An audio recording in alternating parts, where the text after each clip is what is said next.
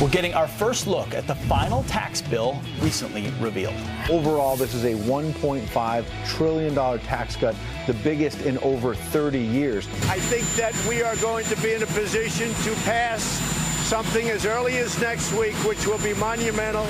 The bombshell new report on the Hill claiming that attorney Lisa Bloom may have tried to set up paydays for women accusing President Trump of sexual misconduct. A lot of revelations this week at the FBI inside the special counsel. Well, the president had some things to say on the South Lawn yesterday about that before going to talk to new recruits. You look at what's gone on with the FBI and with the Justice Department.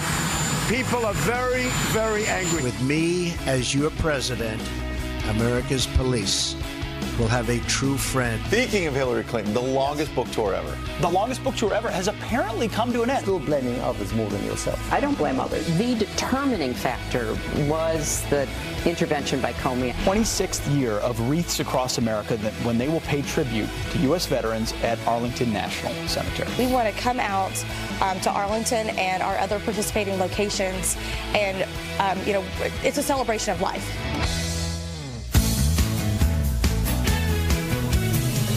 Thank you. Yeah. By the way, I'm so excited about this tax reform because I'm happy for America and the economy, but I'm more happy that it saved Christmas for me because they're getting it done next week. That means they are. I was calling it Operation Save Your Marriage to Sean. I told him, get it done. Get it done so you can come home for Christmas. That's right. And the person and it looks like they did it. Yep, and the man working around the clock for us is Doug McKelway. We're going to go to this Fox News alert.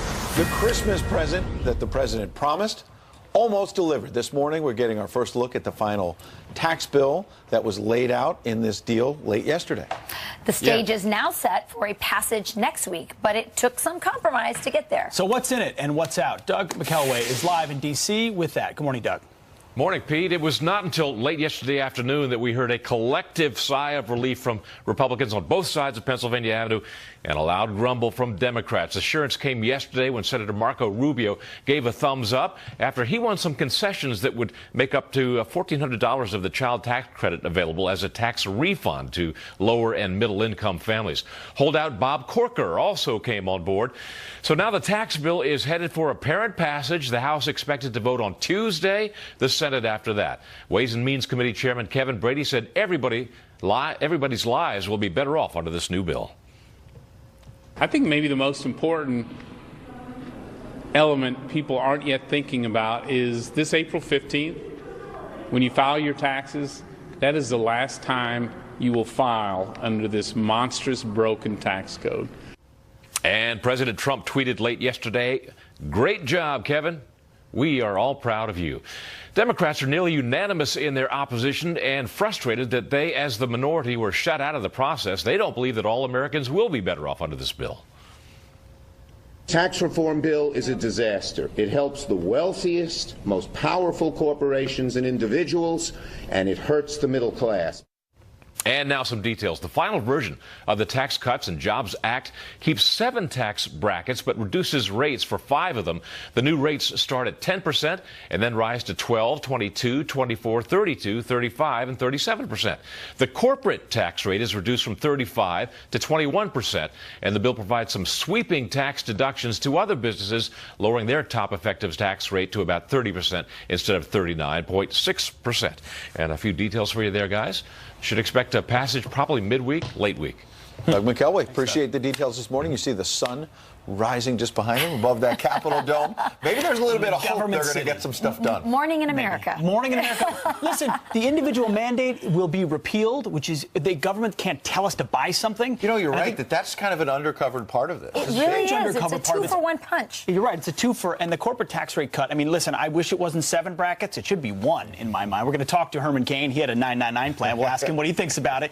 But the reductions are real, and the corporate tax rate will likely bring jobs back to America, which makes, electoral prospects even better for Republicans as well. And I have to say, kudos to Marco Rubio. I know there was a little controversial on the child tax credit. No surprise, I like the child tax credit. But you know what? Donald Trump rode to the White House on the support of the working class. And I think that Marco Rubio saw, look, for 8 years, the working class has been battered. and we're going to give them some relief. And I think that's a good thing. You know what? This week, we saw a big shift, meanwhile, in another major story. And the whole investigating the president, what's really going on inside the FBI. You had those text messages from Peter Strzok, you know, the anti-Trump messages, the dossier, messages. We're meeting with Fusion GPS, Bruce James Orr. Comey, and the changes to his statement exonerating Hillary Clinton. Yep. The president has been watching that. The president's furious about it. He was going to speak to some new recruits in law enforcement yesterday, but before he did, look at this contrast. Before the event, where he's ripping the FBI, and then at the event, trying to say, look, I've got your back, though. Watch. It's a shame what's happened with the FBI, but we're going to rebuild the FBI. It'll be bigger and better than ever. But it is very sad when you look at those documents. When you look at what's gone on with the FBI and with the Justice Department, people are very, very angry. With me as your president, America's police will have a true friend more loyal than anyone else can be. The President of the United States has your back 100%. I will fight for you, and I will never, ever let you down, ever. Well, a lot of people have pointed out you can hold both to be true. In fact, both can reinforce each other by cleaning out the swamp of leadership that looks politicized. Right. You're empowering the rank-and-file FBI agents, law enforcement, to actually fight crime and do their job in a way that is apolitical, which is what we want from these agencies. Absolutely. I think the liberals look at this and they go, "Oh my gosh, he looks schizophrenic." You know, he's talking out of both sides of his mouth. But I think that was my liberal impression. Yeah, that was pretty good. Wow, that's pretty dramatic. But I think the boots, as they like to say, the boots versus the suits, the boots get it. In fact, I read reports that when they found out that Trump was coming to speak, that they all cheered. So they, you know, nobody can question that this president loves law enforcement. He has been behind them 100%. So when he says, "I'm your greatest defender, I'm fighting for you, I'm behind you 100%," who cannot believe that? I mean, he has been 100% behind. Well, and on top of all the revelation we talked about, the text messages, the situation with James Comey and the changing of his exoneration statement started out as, well, maybe it was grossly negligent for Hillary Clinton to have that email server, which could be criminal. And then it gets watered down. And then, of course, she doesn't face charges. And then look at Bruce Orr at the Justice Department this week. Demoted because he did not disclose to top officials his meetings with Fusion GPS. His wife worked for him. His wife got paid by them. And that put together the dossier that led to a lot of this investigating. And so Jeff Sessions, the Attorney General, President previously called him the beleaguered AG some months ago, you'll remember, was pressed yesterday by a reporter. Does this mean there'll be a second special counsel? Would you consider such a special counsel? Well, our responsibility, and it's clear, is to provide the highest possible professional standards of law enforcement that we can provide to the American people. So we're going to take seriously the concerns that have been expressed. Rosenstein has testified before the Congress again just yesterday, and we want to be open with them. People will say he recused himself from the Russia investigation because it was looking into the campaign, which he's not supposed to do. But a lot of questions for folks, why does he seem to be preemptively recusing himself and the Justice Department from looking into all these obvious aspects where political bias could have been, may have been used, and it's worth looking at? I mean, take Bruce Orr and his wife again. He not only met with Fusion GPS before the election, but then again after the election. To what end and for what reason? He's been demoted. Why hasn't he been fired? Peter Strzok with the text messages. He gets reassigned. Where do they put him? They put him in HR at the FBI. So he's teaching other people what to do. What does it take to get fired at the FBI? It's so true. In government, it's tough. Well, what does it take to get fired? Jason Chaffetz has a pretty strong opinion on the future of the Attorney General. Take a listen. It pains me to say this a little bit, but I don't think the Attorney General is up to the job that he's doing. He's absent from this. The reason there's a special counsel is because he had to recuse himself from everything. And my own personal opinion, I think it's time for the Attorney General to go because you need leadership there, some deep systemic problems there. I think so many conservatives are just scratching their heads thinking about AG Sessions. They're going, is he incompetent? Does the deep state have something on him? Why is he not doing what seems so obvious, which is investigating this kind of corruption? And he's got a great reputation in Washington. Yep. So if the fear is, look, it looks like I'm going to impugn my political opponents and look political, what an opportunity to say, no, I'm going to do an unbiased investigation, which is what the Department of Justice is supposed to be blind, the FBI is supposed to be blind. I'm going to do this right. But if there's enough smoke that there might be a fire, I think he has would have a possibility to redeem himself. Well, we'll see. I've covered him a long time when he was a senator. I always saw him as somebody with integrity, and I think there's still time for him to go through all of this and follow the facts and see where it goes. Does he look like somebody who's on his way out to you, maybe? You know, the problem in terms of pushing him out, if the president wanted to do that, is who is he going to get to replace him? It's a very difficult job in this situation, number one. But think about Chuck Schumer and the Democrats and how they're going to block whomever you put up there because of, you know, everything that the Attorney General is in the middle of. I think that's ultimately why the president's so frustrated, is that he had one shot at the beginning when there was a little bit of goodwill to pick the Attorney General who was going to do a strong job. And he obviously has gone back and forth. I mean, the president yesterday at this FBI event, we should say, had a vote of confidence for Jeff Sessions. He said he's doing a good job. He said that, but I think he has buyer's remorse. We will see. Well, speaking of buyer's remorse of your own country, there's a poll that we found that caught our eye. Good segue, Pete. Pete's favorite story. This is my favorite story of the morning. Okay, ear to the ground did commission a poll of 1,000 respondents of liberals and conservatives, and they asked, is it completely accurate to say you're proud to be an American? That number strikes me as low. 65% of conservatives say proud to be American. 37% of liberals say they're proud to be an American, which is astonishingly low. I wondered where they'd be, where they would be proud. But then they broke it down by patriotic brands for conservatives and liberals. So check this out. This was fascinating, actually. Oh, it's incredibly revealing. So for conservatives, the National Rifle Association, your own truly here, Fox News Channel, Chick-fil-A, the Republican Party, and I've been to a Hobby Lobby recently. It's amazing. It's like a religious experience. Yeah. So but don't go on Sundays because they're closed. True. So, but what are the patriotic brands for liberals? The Democratic Party, the U.S. Supreme Court, interesting, Planned Parenthood. That's a scratcher for me. That's more than a scratcher. And the NFL, and yes, Pete, your favorite.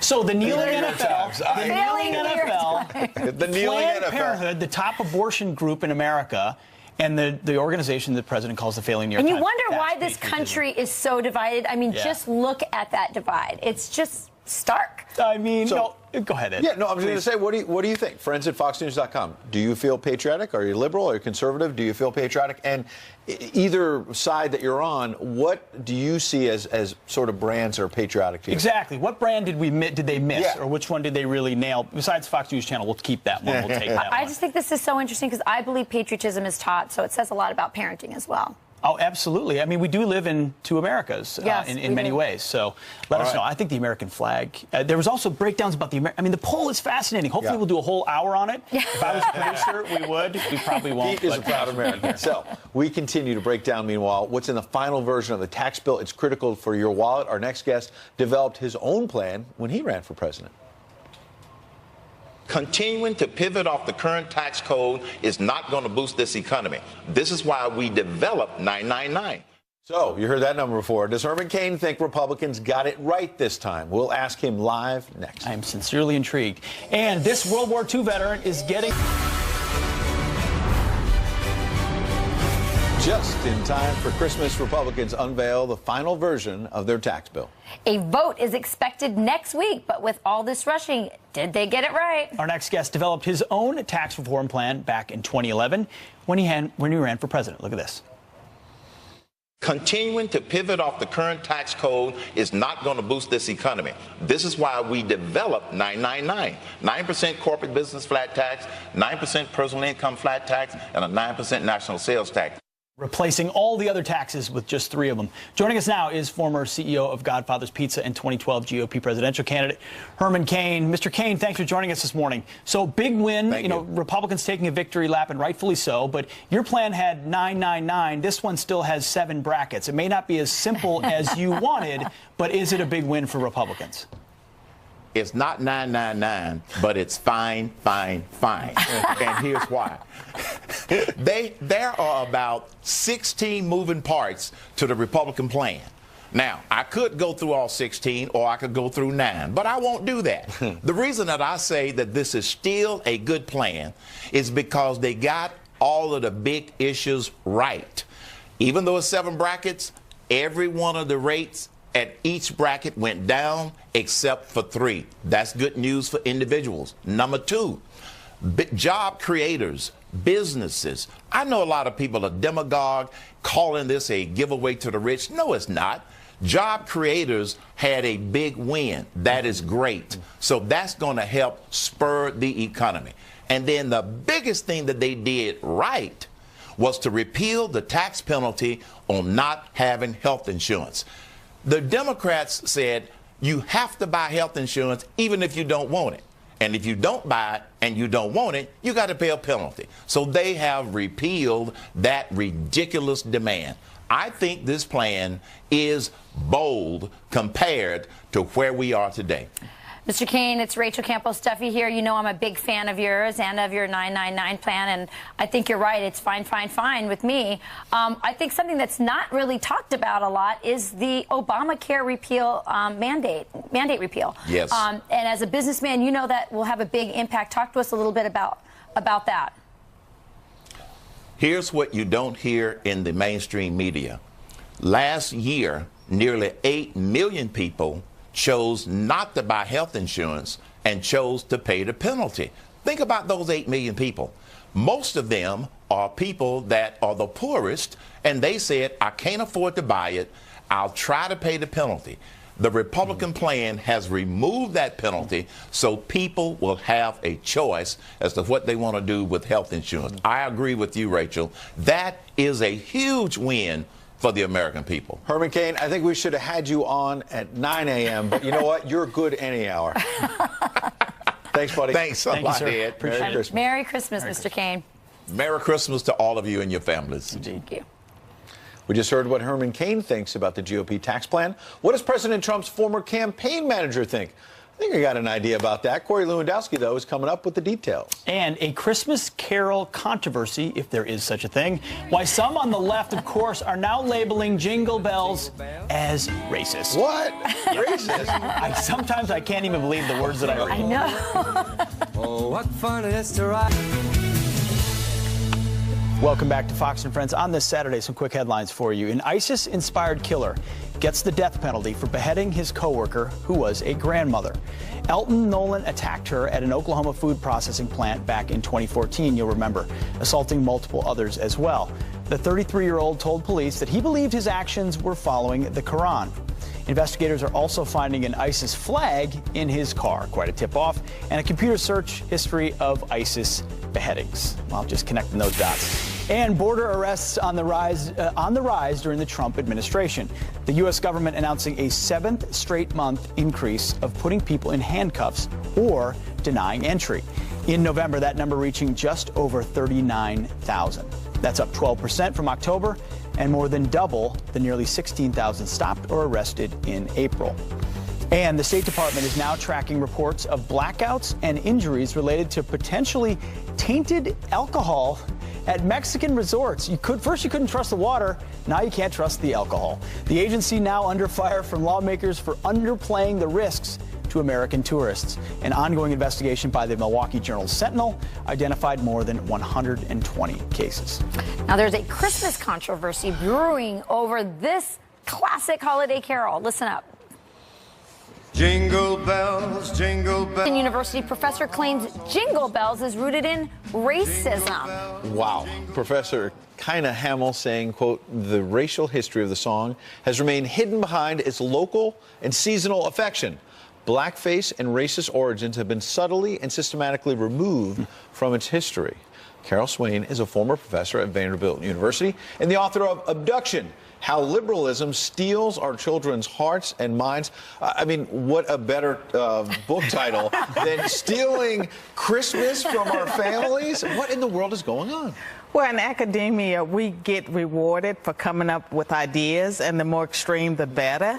And we know that with Jingle Bells, it doesn't matter how it was originally performed. What matters is that it transcends time and race and place. It's a Christmas classic. We all love it why take it away? Absolutely. Why the reflexive desire in academia, but more inclusively on the left, to go back to the divisive origins or the things that divide us, as opposed to trying to point toward the things that bring us together? I think it's part of this whole leftist agenda that I tied to cultural Marxism to destroy America as we know it. And for some reason, race has always been used to keep stirring the pot instead of pushing for racial reconciliation, what we really need in this country.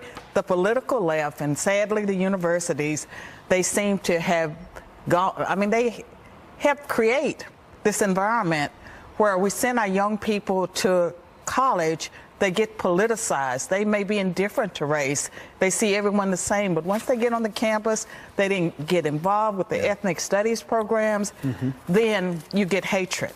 And that shouldn't be. Carol, what about this trend where we see these kiddie activists, they call them, growing trend of parents taking their kids to political events? I live around the Washington area. All kinds of anti-Trump rallies. People are allowed to, speak out against the president, whether it's a Democrat or Republican. But they bring their kids. They wear these hats that I can't even describe what kind of a hat it is. They're pink. I'll say that. And they have their kids hold up signs that say all kinds of, vulgarity and all kinds of things on the signs. And you might have a 5 or a 6-year-old holding the sign. Well, some of the children are as young as 2. I don't think parents should use their children as political props.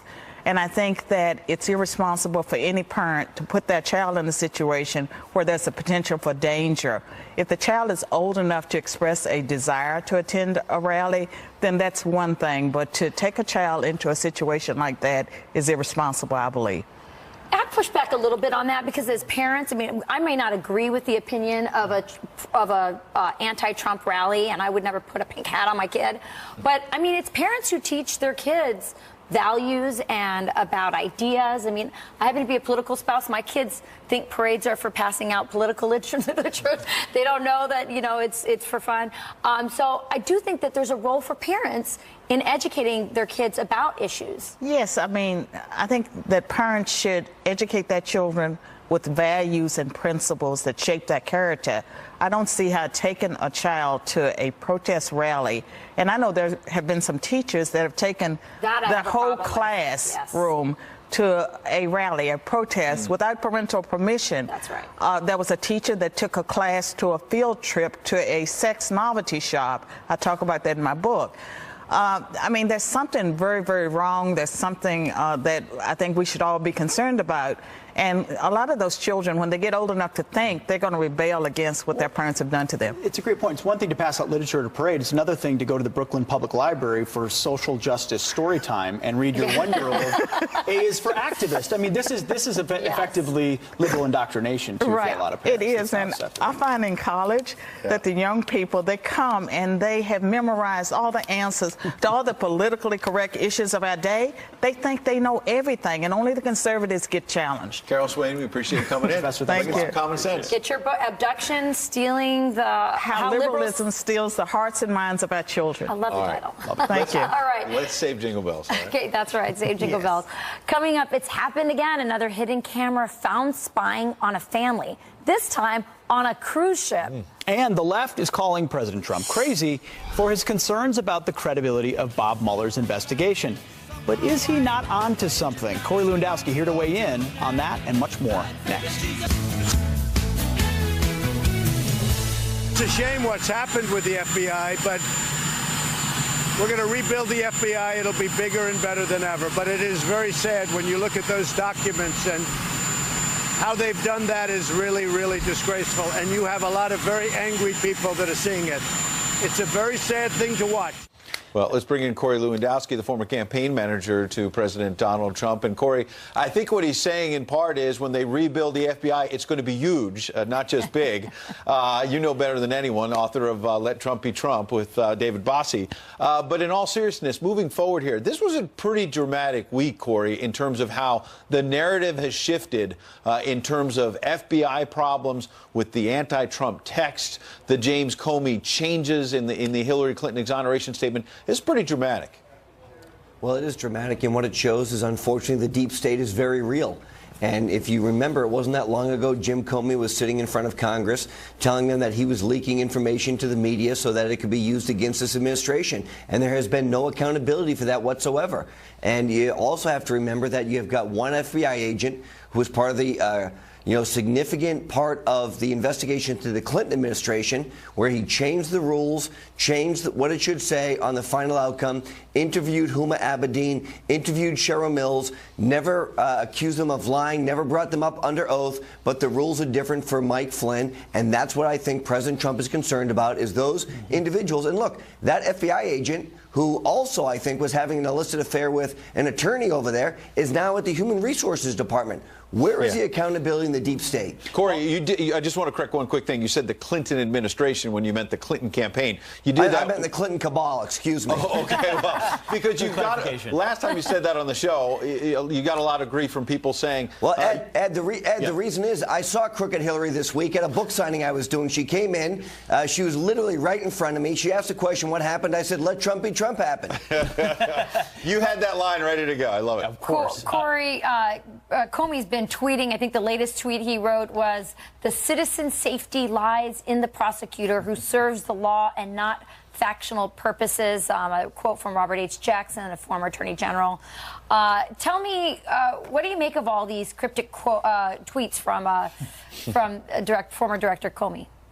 Well, I think it's been widely reported now, Jim Comey signed a nice book tour, nice book. I think he's got $10 million coming to him based on his time at the FBI, and he's trying to get some credibility back. This is a man who sat in front of Congress and had to change his testimony on multiple occasions. This is a man who has testified under oath that he took information he received as the director of the FBI and gave it to a law professor to make sure that was put out to the public. That is a crime. I don't understand why the Justice Department has not gone after Jim Comey, and he's trying to keep an image of a holier than thou when he's a person who has lied to Congress and given out information and is not being prosecuted. But I mean, Corey, like cryptic, poetic Bible verses. I mean, what is he alluding to? That he's higher, that he's above all of this, and everyone else is just playing in the mud?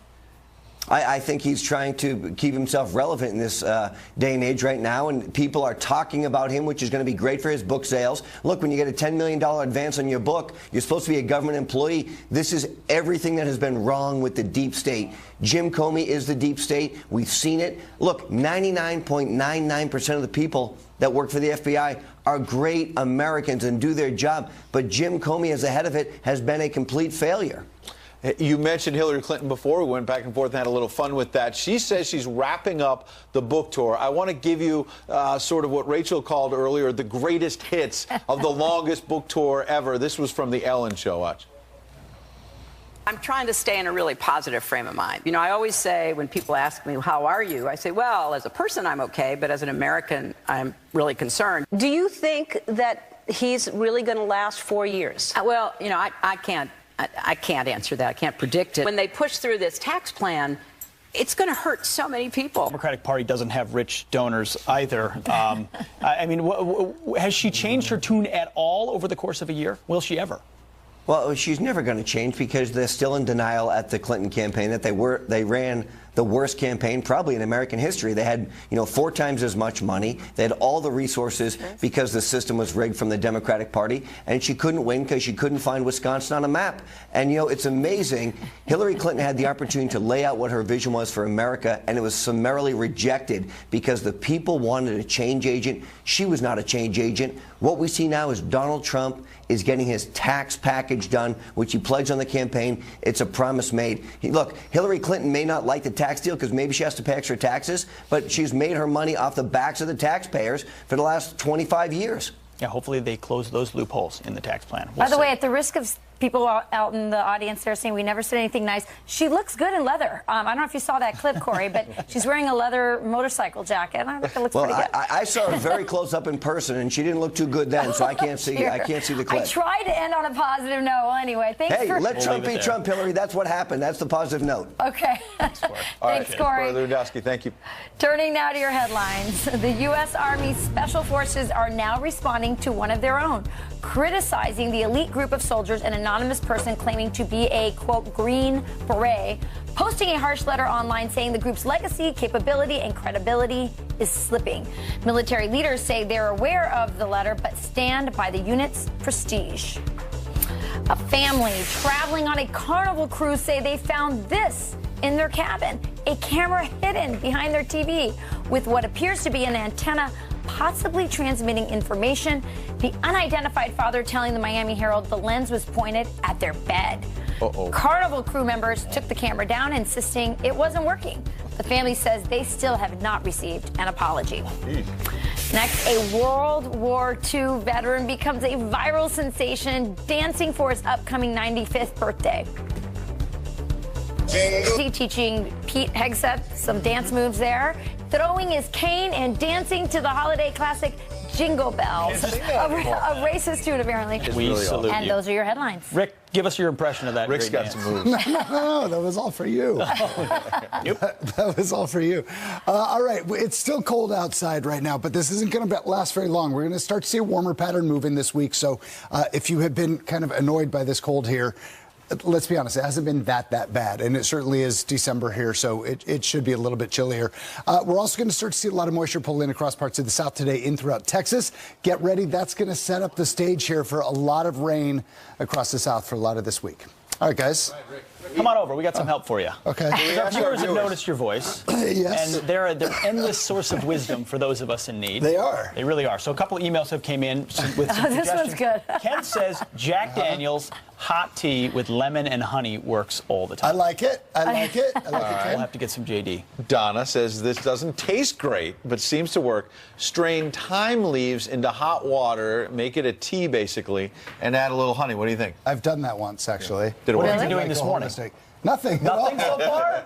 I got a bunch of things on Twitter, and all of them were booze-based. So I said I can't do that. But since we're doing it here, I mean, if you give me permission... They might be onto something. I'll give you permission. I have no power. Somebody bring him some honey. I mean, just honey would work. Just a teaspoon of honey. That's it? I've drank it out of the You have container 6 kids, before. so I'll believe whatever you say. You missed 2. 8. Jack Daniels, next hour. What? 8. Yeah. 8? Blowing minds. It's just, new things have happened. All right, feel better. Meanwhile, the New York Times coming out with a handy new chart claiming President Trump has lied more than 100 times this year alone. But President Obama, he only lied 18 times in 8 years. Really? Our next guest says, perfect example of why Americans simply don't trust the media. But liberals think the New York Times is patriotic. Plus, Dr. Sebastian Gorka, Alan Dershowitz, Dan Bongino, and Geraldo Rivera all here live.